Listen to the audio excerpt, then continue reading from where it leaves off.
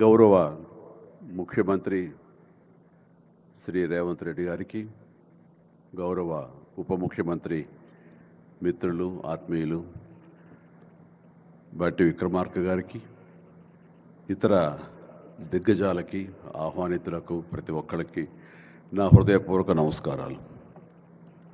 తెలుగులో మాట్లాడడం కొంచెం చేంజ్ ఉంది కదా మీ చెవులకి. So let me have the privilege in talking our mother tongue. ఇక్కడ మీ అందరికీ అనిపించవచ్చు, ఇక్కడ ఉన్నటువంటి ఆహ్వానితుల్లో చీఫ్ గెస్ట్ ఒక్కొక్కళ్ళు ఒక్కొక్క రంగానికి సంబంధించిన వాళ్ళు, ఫైనాన్స్ రంగానికి సంబంధించిన వాళ్ళు, అలాగే మాజీ గవర్నర్ ఆర్బీఐ సుబ్బారావు గారు, అలాగే ఇతర ఫైనాన్స్ వ్యక్తులు, అలాగే ఆటోమొబైల్ దిగ్గజం మహేందర్ గారు, ఇంతమంది ఉండగా వీళ్ళల్లో చిరంజీవి ఏమిటి సినిమావాడు అనే భావం మీకు ఉండొచ్చు. మీకు కదా, నాకే ఉంది అది. నేను ఎంతో ఇక్కడ ఫిట్ అవుతాను అనే నాకే అనిపించచ్చు. కానీ నా మీద ఎంతో గౌరవంతో ఒక సోదరుడుగా మన ముఖ్యమంత్రి గారు చిరంజీవి రావాలి అని నిన్న మన బట్టి విక్రమార్క గారిని, అలాగే IT and industrial minister Sridhar గారిని నా దగ్గరికి పంపించారు. సరిగ్గా వాళ్ళు వచ్చే సమయానికి నేను ఏ పొజిషన్లో ఉన్నాను తెలుసా అండి? ఎవరో అమ్మాయితో డ్యాన్స్ చేస్తూ ఉన్నాను. చాలా ఇబ్బంది అనిపించింది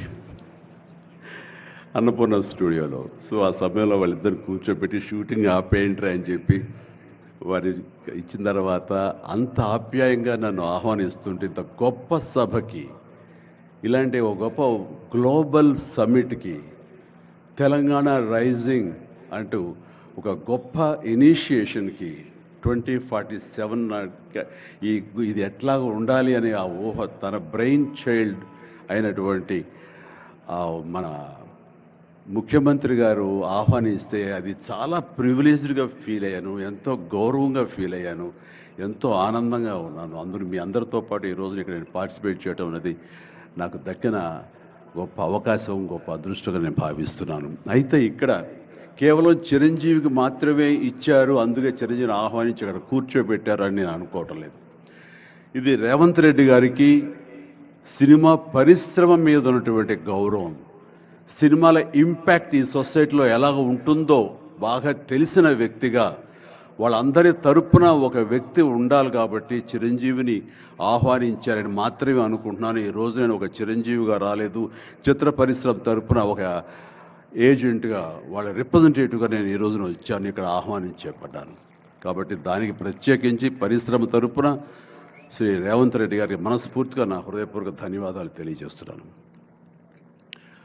సార్, మీకు గుర్తుంటే మీరు ప్రభుత్వం ఏర్పాటు చేసిన కొత్తల్లో మొదటి వారంలోనే ఎప్పుడో నేను మిమ్మల్ని అభినందించడానికి నేను వచ్చినప్పుడు మీరు నాతో అన్న మొట్టమొదటి మాట, ఈ హైదరాబాద్ని ఫిలిం హబ్గా చేయాలి, అదేదో ఒక తెలుగు ఇండస్ట్రీ వరకో, లేకపోతే సౌత్ ఇండియన్ ఫిలిం ఇండస్ట్రీ వరకో, లేకపోతే ఏ భారతీయ వరకో కాదు, గ్లోబల్ మనకి ఏమి తక్కువ అని, ఇక్కడ ఏ వనరులు తక్కువ అని చెప్పేసి, ఏ ఎంకరేజ్మెంట్ తక్కువ అని చెప్పేసి మనం ఎందుకు చేయలేకపోతున్నాం, ఎందుకు కొన్ని తెలుగు ఫిలిమ్స్ ఒక లాంగ్వేజ్కే మనం కన్ఫైన్డ్ అయ్యాం. కాబట్టి నా ఉద్దేశంలో ఇది గ్లోబల్గా అన్ని రకాల ఇండస్ట్రీస్, ఇతర లాంగ్వేజ్ నుంచి సినిమా వాళ్ళు ఇక్కడ రావాలి, ఇక్కడ షూటింగ్ చేసుకోవాలి, అది నా ధ్యేయం అని అన్నప్పుడు చాలా ధైర్యంగా మాట్లాడుతున్నారు. చాలా అది నిజం కుదురుతుందా?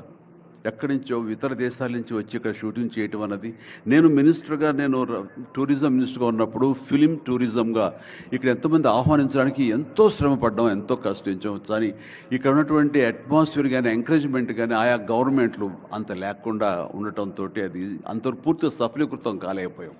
ఆ ఉద్దేశంతో నేను ఎంతో కొంచెం స్కెప్టికల్గానే ఉన్నాను. ఎంతవరకు కుదురుతుంది, ఈయన డ్రీమ్ సక్సెస్ చేయగలరా అని అనుకుంటూ, మీరు ఏమైనా చేయండి, మీ గైడెన్స్ ఇవ్వండి, మీరు ఏం చెప్తే దాన్ని ఫాలో అవడానికి మేమందరం రెడీగా ఉన్నామని ఒక మాట ఇచ్చి మాత్రం అన్నాను. కానీ విత్ ఇన్ నో టైం ఇంత పెద్ద ఎత్తున ఈయన అన్ని రకాల సెక్టార్స్ వాళ్ళని ఇన్వైట్ చేయటి, గ్లోబల్గా అందరినీ వెల్కమ్ చేసి ఈ రోజున అందులో ఒక పార్ట్గా సినిమాలను కూడా ఆయన వెల్కమ్ చేస్తున్నారంటే కనుక అది హ్యాట్స్ ఆఫ్. అది ఆయన ఒక్కరి వల్లే అయ్యింది. అన్నది అన్నట్టుగా కాకుండా అన్నది సాధ్యం చేసేలాగా ప్రాక్టికల్గా ఈ రోజున మనందరం చూస్తున్నాము. ఇది చాలు, డెఫినెట్గా ఆయన అనుకున్నది సాధిస్తారనే ప్రగాఢమైన నమ్మకం నాకు ఏర్పడింది. ఎందుకంటే ఆయన అన్నది హైదరాబాద్ అనేది సెంట్రల్ లొకేటెడ్ మన కంట్రీలో. ఏ ఇతర ఇంపార్టెంట్ సిటీస్కి వెళ్ళాలని సరే 1 అవర్ డిస్టెన్స్లోనే ఉంది. మేబీ ఢిల్లీ ఇంకొక 1 అవర్ పడుతుందేమో తప్ప. అండ్ ఇక్కడ లేని లొకేషన్స్ ఎక్కడ లేవు, ఎక్కడ లేకుండా పోలేదు. మనకు మంచు కొండలు ఉన్నాయి, థార్ డెజర్ట్స్ ఉన్నాయి, అడవులు ఉన్నాయి, వర్షాలు పడేవి ఉన్నాయి, లాంగెస్ట్ బీచ్లు మనకు ఉన్నాయి. ఏమి తక్కువ, ఏ లొకేషన్స్ తక్కువ, ఏ వనరులు తక్కువ. ఇక్కడ పని చేయడానికి వాళ్ళకి స్కిల్ డెవలప్మెంట్ చేయగలిగితే కనుక పని చేయడానికి ఎంతోమంది ముందుకు వచ్చి సినిమా పరిశ్రమ ద్వారా ఉపయోగపడి వాళ్ళ కుటుంబాలకు వాళ్ళు ఉపయోగించుకుంటారు. ఇది ఆ పొటెన్షియల్ పూర్తిగా ట్యాప్ చేయలేదన్న మాట వాస్తవం. వారు అది నేను అంగీకరిస్తూ మా సలహాల కోసంగా ఆయన కొన్ని సెమినార్లు ఫ్యూచర్లో నడిపిస్తామన్నారు. ఇప్పుడు కూడా అలాంటి చిన్న సెమినార్లు మా పెద్దల మధ్య, సినిమా పెద్దల మధ్య జరిగింది. అయితే ఇది కాంప్రహెన్సివ్గా కన్సాలిడేట్గా జరిగేలాగా విత్ ఇన్ షార్ట్ టైం మేము అందరూ కూడా ముందుకు వస్తాము. ఇక్కడ ప్రపంచానికే ఇది అద్భుతమైనటువంటి సినిమా హబ్గా హైదరాబాద్ని చేయటంలో మేమందరం ముందుంటాము. అండ్ ఈ రోజున చూస్తే కనుక బాలీవుడ్ నుంచి సల్మాన్ ఖాన్, అజయ్ దేవ్గన్లు వచ్చి ఇక్కడ మేము స్మార్ట్ డిజిటల్గా కానీ అడ్వాన్స్డ్ ఫ్యూచరిస్టిక్ స్టూడియోస్ మేము పెడతామని అంటాం అన్నది ఇది శుభారంభం. ఇదే ఇన్స్పిరేషన్గా నేను కానీ, నాగార్జున కానీ, వెంకటేష్ కానీ, ఇతర హీరోలు కానీ, ఇతర ప్రొడ్యూసర్స్, నిర్మాతలు ఎంతోమంది ఈరోజు నీకు ఉన్నారు ఈ సభ్యుకుల్లో. వాళ్ళందరూ కూడా ముందుకొచ్చి చేయాలన్న ఒక కుతూహలం కానివ్వండి, అది పూర్తిగా ఛార్జ్ అయి ఉన్నారంటే ఎలాంటి అతిశయోక్తి లేదు. అండ్ ఈ రోజున ప్రపంచపరంగా చూస్తే సినిమా ప్రభావం ఎంత ఉంటుంది, ఈ సాఫ్ట్ పవర్ ఎంత ఉంటుందన్నది నేషనల్ వైడ్గా కూడా కేంద్ర ప్రభుత్వం కూడా వేవ్స్ అనేది ఒకటి ప్రారంభించి అందులో మమ్మల్ని అందరూ కూడా పార్ట్ చేశారు. అంటే ఎకనామికల్గా అది ఎంత పవర్ ఇస్తుంది, మన కంట్రీ జీడిపికి ఎంత కంట్రిబ్యూట్ చేస్తుందో అనడానికి బాగా వాళ్ళందరికీ తెలిసిన వాళ్ళు కాబట్టి సినిమా మీద అంత దృష్టి పెట్టారు. సినిమాని కేవలం పేరు తీసుకురావడమే కాకుండా ఎంతో కంట్రిబ్యూట్ చేస్తుంది, ఎంతోమందికి ఎంప్లాయ్మెంట్ జనరేట్ చేస్తుంది, ఎంతోమందికి ఉపాధి కల్పిస్తుంది. అంటే ఉదాహరణకి కొరియా తీసుకుంటే కనుక కొరియాలో బిగినింగ్ ఇనీషియల్గా వాళ్ళందరూ యూత్ అనేవాళ్ళు ఈవినింగ్ అయ్యేసరికి చాలా పక్కదారులు పడుతున్నారు, కొన్ని వ్యసనాలకి లోనవుతున్నారు. ఆ రకంగా యూత్ నిర్వీర్యమైపోతుంది. ఏం చేయాలంటాం వాళ్ళందరూ కలిపి వీళ్ళని ఎంటర్టైన్మెంట్ వైపు కనుక మనం డైవర్ట్ చేయగలిగితే, be it is music, be it is singing or films, ఇంకోటి ఇవన్నీ ఎంటర్టైన్మెంట్గా చేయగలిగితే కనుక వాళ్ళు ఆక్యుపై అయి ఉంటారు. తద్వారా వాళ్ళు ప్రోగ్రామ్స్ ఇవ్వగలుగుతుంటారు. వాళ్ళందరూ నిష్ణాతులయ్యి వాళ్ళ ఫ్యామిలీకి వాళ్ళు బాసటగా ఉంటారు. తద్వారా వాళ్ళ నుంచి జనరేట్ అయ్యి ఎంతో కొంత వాళ్ళు క్రైమ్ వైపు వెళ్లకుండా ఉంటారు. ఆ రకంగా క్రైమ్ రేట్ తగ్గించుకోవచ్చు అనే భావంతో కొరియన్ గవర్నమెంట్ స్టార్ట్ చేసింది. కానీ ఈ రోజున ప్రపంచపరంగా Korea K pop, K drama, K music అంటూ కొరియన్ వాళ్ళ ఎకానమీ, వాళ్ళ జీడిపికి ఎంతో కొంత కంట్రిబ్యూట్ చేస్తుంది. ఎన్నో బిలియన్స్ ఆఫ్ డాలర్స్ కంట్రిబ్యూట్ చేస్తుంది ఈ యొక్క సాఫ్ట్ పవర్ మ్యూజిక్ అన్నది. అలాగే జపాన్ కూడా యానిమే అని చెప్పేసి వాళ్ళు కూడా వాళ్ళ సాఫ్ట్వేర్, వాళ్ళ ఎంటర్టైన్మెంట్ సంబంధించి ఈ ఎంటర్టైన్మెంట్ యానిమేటెడ్ ఫిలిమ్స్ కూడా ఎంతో కొంత కంట్రిబ్యూట్ చేస్తుంది. అలాగా మీరు ఈ సినిమా ఇండస్ట్రీ మీద, సినిమా పరిశ్రమ మీద ఆల్ ఇండియా లెవెల్లోనూ ఇంటర్నేషనల్ లెవెల్లోనూ ఇక్కడ కనుక వెల్కమ్ చేయగలిగి వాళ్ళకి కావాల్సిన ఇన్ఫ్రాస్ట్రక్చర్ కనుక మీరు ఇక్కడ ప్రొవైడ్ చేయగలిగితే, చేస్తానికి మీరు ప్రిపేర్ అయి ఉన్నారు, చేయగలిగితే కాదు చేస్తున్నారు. దానికి మా నుంచి పార్టిసిపేషన్ కావాలి.